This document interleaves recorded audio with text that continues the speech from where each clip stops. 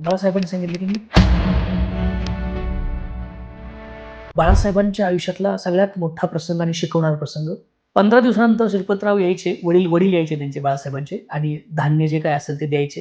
मग तिकडे बाळासाहेब काहीतरी बनवायचे, करायचे, खायचे आणि शाळा पूर्ण करायची. मधल्या 15 दिवसाच्या काळात श्रीपतरावांना म्हणजे बाळासाहेबांच्या वडिलांना कराडला जाणं पॉसिबल झालं नाही, शक्य झालं नाही. त्यावेळी बाळासाहेब कुणालाही कळू दिलं नाही. बाळासाहेब 15 दिवस उपाशी राहिले. आज आम्ही 2 दिवस नाही काढू शकत.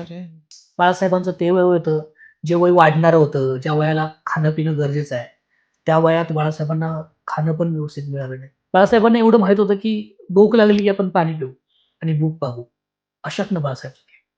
मग शाळेत गेले ते आणि चक्कर येऊन पडले.